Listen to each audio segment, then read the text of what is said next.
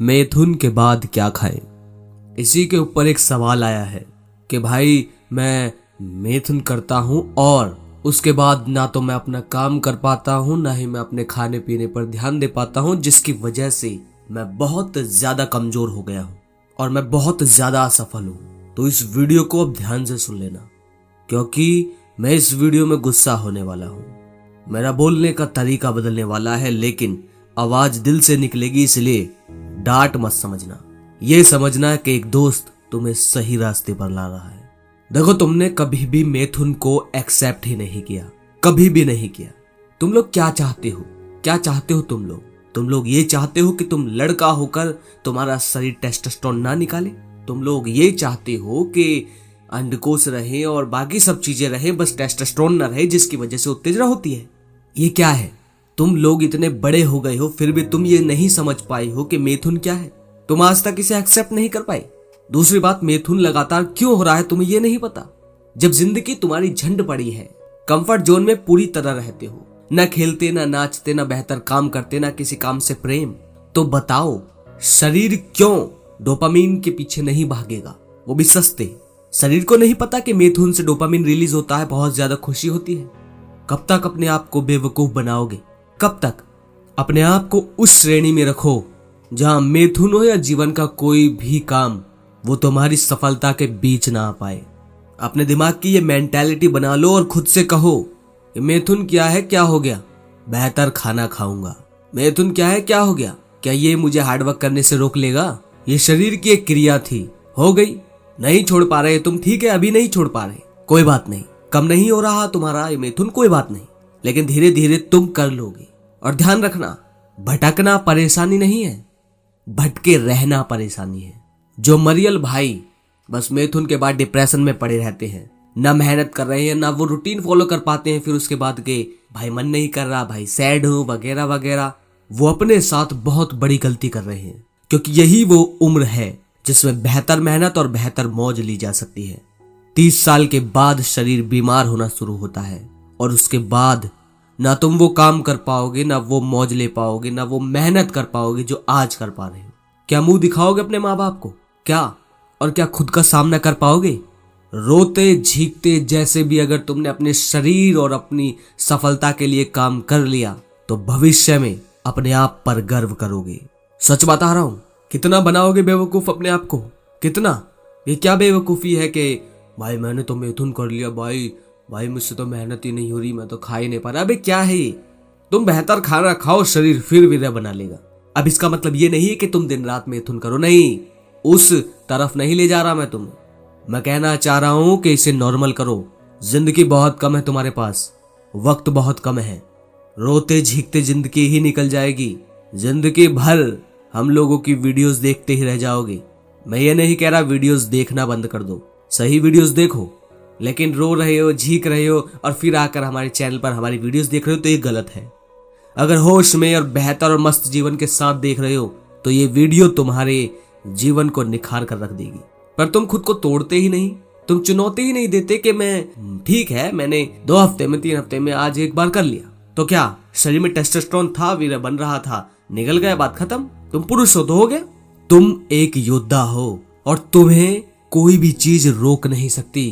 तुम एक पुरुष हो, तुम लीडर हो अपने घर के और लीडर ही बनोगे अपनी फैमिली के। तब क्या जवाब दोगे कि मैंने मेहनत इसलिए नहीं की क्योंकि मैं ये सब कर रहा था, बिस्तर पर रहकर डिप्रेशन में पड़ा था? एक बात हमेशा ध्यान रखना कि जिंदगी कभी भी तुम्हारा इंतजार नहीं करेगी, सफलता तुम्हारा कभी भी इंतजार नहीं करेगी। जो यूट्यूबर बस ये चाहते हैं कि सिर्फ तुम रुके रहो, सिर्फ एक ही चीज को लक्ष्य बना लो। क्या है? कि बस वीर्य निकला तो तुम सैड रहो और नहीं निकला तो खुश हो जाओ। तुमने दुनिया की सबसे बड़ी असीम चीज पाली, तो जितना जल्दी हो सके इस भ्रम से बाहर निकलो।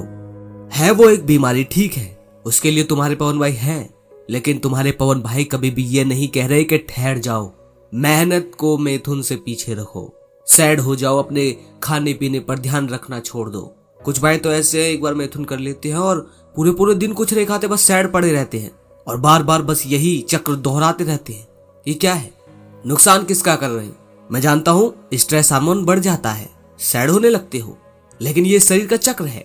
तुम जैसे ही मैथुन कर लो या संभोग कर लो, जैसे ही स्पर्म रिलीज होंगे शरीर में टेस्टोस्टेरोन का लेवल कम होगा, जिससे हमें फील होगा कि हम सैड हैं और कुछ को रिफ्रेश महसूस होता है। और ये चक्र है, जो डोपामिन हाई होता है वो नॉर्मल हो जाता है, तो हमें लगता है हम सैड हैं, पर हम सैड नहीं होते, हम बेसलाइन पर होते हैं। उस सैडनेस को हम जीवन में इतनी बड़ी अहमियत दे देते हैं कि हमने न जाने पाप कर दिया और अपने इम्पोर्टेंट काम, अपना पूरा जीवन दुखी ही जी रहे हैं। और ये कर क्या रहे हो अपने साथ? पूछो खुद से, तुम कर क्या रहे हो? थोड़ा पीछे मुड़कर देखो पीछे मुड़कर कि अगर उस दिन तुम मैथुन कर रहे थे, कभी पहले दिन, उस दिन अगर करने के बाद मेहनत कर रहे होते तो वो मैथुन का डिप्रेशन आज महसूस होता? नहीं होता ना। सोच कर देखो, वो पिछले वाला डिप्रेशन महसूस हो रहा है? नहीं हो रहा। लेकिन अगर उस दिन करने के बाद भी मेहनत कर रहे होते तो वो मेहनत और उस मेहनत की मौज आज ले रहे होते या नहीं? जवाब दो, तुमसे पूछ रहा हूं, ले रहे होते मौज या नहीं? जवाब तुम्हें पता है। नादान मत बनो, बेवकूफ मत बनाओ खुद को। जिंदगी में बात ये नहीं है कि सिर्फ मैथुन आए, जिंदगी में कोई भी परेशानी आए, तुम बीमार हो, घर में डिप्रेशन है, तुम्हारा किसी से झगड़ा हुआ, बहस हो रही है, आज मूड नहीं है, खुशी ज्यादा है, सैड ज्यादा हो, कोई भी चीज, तुम्हारी मेहनत, तुम्हारी सफलता, इनके बीच में आनी नहीं चाहिए। अगर आ गई तो तुम सिर्फ अपना नुकसान कर रहे हो और किसी का नहीं। पड़े रहो, एहसास करते रहो कि मैं सैड हूं, उससे ना मुझे कुछ मिलने वाला है ना तुम्हें। शरीर को जो चाहिए था उसने तुमसे ले लिया, उसे चाहिए था थोड़ी देर का डोपामिन, थोड़ी देर का टेस्टोस्टेरोन हाई। अब वो हाई हो गया, अब करोगे क्या? अब लो हो गया, बस शरीर का ये काम था, कर दिया उसने। तुम्हारा क्या? तुम्हारा सिर्फ वो है जो तुम खुद के लिए कर रहे हो, वो है तुम्हारी मेहनत, तुम्हारी सफलता और तुम्हारा ध्यान देना खुद पर, तुम्हारा ध्यान देना खुद के लाइफ पर। बेवकूफ किसी को भी बना लो, किसी को भी, पर खुद को मत बनाना, ये बात ध्यान रखना। जवाब हमें खुद को देना पड़ता है। पूछो अपने आप से, क्यों मैं मैथुन या ज्यादा देर वीडियोस देखने के बाद काम नहीं करता और मुझे ना करने से मिला क्या?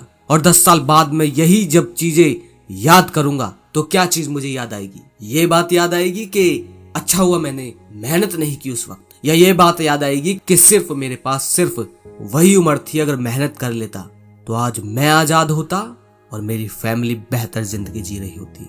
हाँ या नहीं? इसका भी जवाब पता है, सब पता है तुम्हें। जितने भी यूट्यूबर सिर्फ तुम्हें यही समझा रहे हैं कि मैथुन हो जाए तो तुमने पाप कर दिया, नहीं हुआ तो तुम दुनिया के डायमंड की खान के राजा हो। अबे क्या है, क्या है? किसको बेवकूफ बना रहे हो साइंस की दुनिया में? अब ये मत कहना कि हमारे पुराणों में और वगैरह वगैरह में लिखा हुआ है। बुद्धि लगा लो थोड़ी सी। मैंने भी पढ़ा है, मैंने भी वो वीडियोस देखी है। बात समझो, ज्यादा करोगे नुकसान होगा, चाहे वो कुछ भी हो, कुछ भी। एक सीमा के अंदर करोगे तो शरीर अपने आप को रिकवर करना जानता है, और बल्कि स्पर्म तो बाहर निकालने के लिए ही बने थे ताकि हम संतान उत्पत्ति कर सके, तो शरीर तो इससे बहुत अच्छे से रिकवर कर लेगा। तुम्हारी असफलता का रिकवरी कौन करेगा? कौन भरपाई करेगा उस ना मेहनत करने की? कौन भरपाई करेगा उस गरीबी की? कौन भरपाई करेगा उस बेइज्जती की, उस ताने की जो घर वाले और रिश्तेदार मार रहे हैं? कौन भरपाई करेगा उस बात की कि मेरे दोस्त सभी सफल हो गए और मैं डिप्रेशन में हूं? कौन भरपाई करेगा उस बात की, उस आजादी की, जो अगर उस वक्त मेहनत कर ली होती तो आज आजाद होते अपनी बेड़ियों से? भरपाई सिर्फ तुम करोगे, सिर्फ तुम, और मेरी भरपाई मैं करूंगा, सिर्फ मैं। न तुम मेरे घर आओगे, न मैं तुम्हारे घर, न कोई और यूट्यूबर। कोई नहीं आता मेरे दोस्त, कोई भी नहीं आता। सब सिर्फ मतलब के लिए जी रहे हैं, सब, और उनमें से एक मैं भी हूं। जगा लो अपने आप को।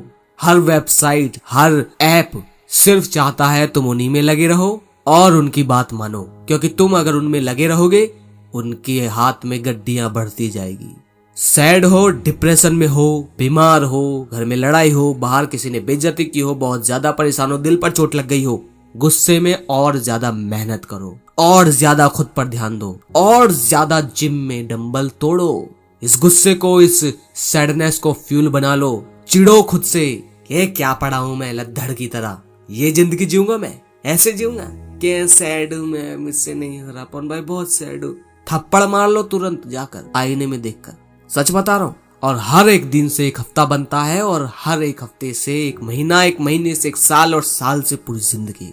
तो सिर्फ तुम्हें एक दिन पर ध्यान देना है कि आज मैं सैड हूं, आज मेहनत करूंगा, और आज तो गुस्से में ज्यादा मेहनत करूंगा।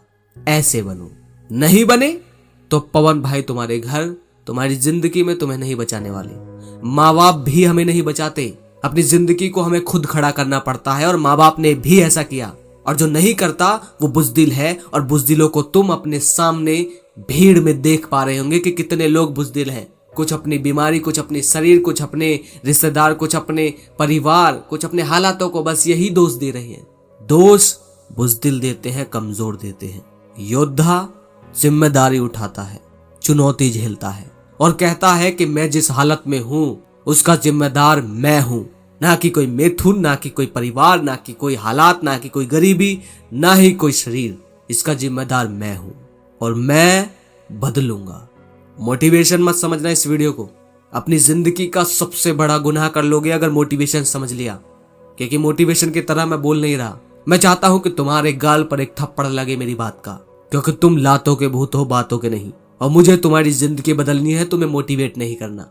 ये सच्चाई बताई है। मोटिवेशन मेरी बातों से लग सकता है, मेरी भाषा से, या वीडियोस की एडिटिंग या साउंड से, पर ये मोटिवेशन नहीं है। मैं इस रिकॉर्डिंग को ऐसे कर रहा हूं जैसे तुम मेरे सामने हो, और मैं तुम पर चिल्ला रहा हूं और बता रहा हूं तुम्हारे जीवन की सच्चाई। इसे उसी तरह से सुनो। जब भी लगे कि ज्यादा ड्रामे कर रहे हो, सैड हो, परेशान हो, वगैरह वगैरह, पवन भाई को बीच में लाओ। और मैं जानता हूं कुछ दिन बाद यही फीलिंग गायब हो जाएगी जिसे तुम कहते हो मोटिवेशन। तो सिर्फ एक बात इस वीडियो की याद रखना कि कोई भी तुम्हें बचाने नहीं आएगा। 7 दिन बाद, 10 दिन बाद जब मोटिवेशन खत्म हो जाए, क्योंकि अभी तुम मोटिवेशन की तरह देख रहे हो इस वीडियो को, तो जब भी कभी भी मोटिवेशन खत्म हो जाए तो इस एक लाइन को याद रखना, कोई भी मुझे बचाने नहीं आएगा, कोई भी मेरे हालातों को बदलने नहीं आएगा। मैं जैसा हूं वैसा ही मैं पूरी जिंदगी भर रहने वाला हूं। हाँ, पूरी जिंदगी भर। फिल्मों में अचानक से लाइफ बदल जाती है, तुम्हारी नहीं बदलेगी, मेरी नहीं बदलेगी। ये रील नहीं, रियल है। यहाँ बदलना पड़ता है और टूटना पड़ता है, और मैं तुम्हें नहीं बचाने वाला। तुम्हारे माँ बाप भी तुम्हें कोई सहारा नहीं देने वाले, कोई रिश्तेदार तुम्हें खड़ा करने नहीं वाला, और कोई मोटिवेशनल वीडियो तुम्हें नहीं बचाने वाली। तुम ऐसे ही बुजदिल रहने वाले हो, और अगर तुम्हें ये बुजदिली पसंद है तो रहो, और अगर नहीं तो पूछो खुद से सवाल। पूछना पड़ेगा, जिंदगी निकल रही है, ऐसे तो तुम्हें नहीं बैठने दूंगा। पूछो खुद से सवाल, और कॉपी पेन लेकर लिखो उसका जवाब। हर वो दिल की बात जो तुम लिखना चाहते हो लिखो, बोलो खुद से, बड़बड़ाओ खुद से, और लड़ो खुद से। जय श्री राम।